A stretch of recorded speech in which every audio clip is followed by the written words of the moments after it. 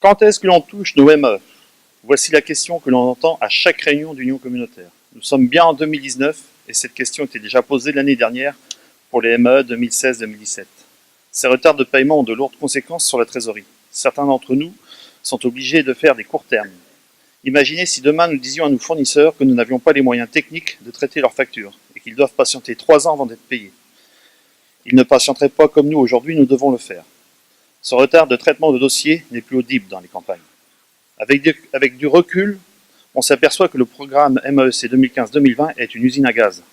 Et s'il est difficile à traiter pour l'ASP et la DDTM, il l'est tout autant pour les éleveurs sur le terrain qui vivent ce programme MEC comme une réelle contrainte en termes d'obligations, contre les formations et autres, et aussi en termes d'impact sur le système fourrager, surtout en 2017 avec la sécheresse estivale. Aujourd'hui, il faut tirer les enseignements de ce programme pour la réalisation du prochain programme. Et ils sont simples. 2 à 3 mesures n'entraînant pas de contraintes significatives sur les exploitations comme nous avions auparavant lors des OGAF.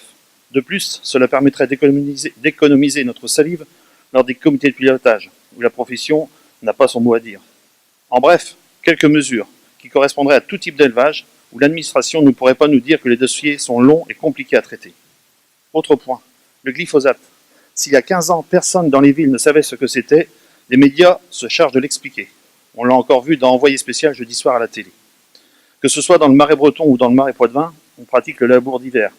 Il faut que les sols soient nus pour les cultures de printemps. Avec l'arrêt du glyphosate, il serait difficile de continuer les cultures de printemps. Cela remettrait en cause quelques systèmes d'exploitation.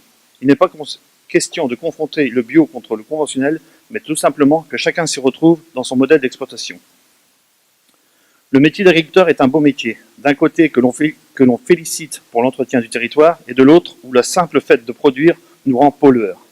C'est comme pour les policiers, pour le combat qu'ils mènent contre le terrorisme, où on les applaudit, et qui se font lyncher à coups de pavé lors des manifestations. On fait nos réunions avec l'Union communautaire Chalongois, donc je laisse du temps à Christophe Forêt, je pense qu'il en aura besoin. Merci.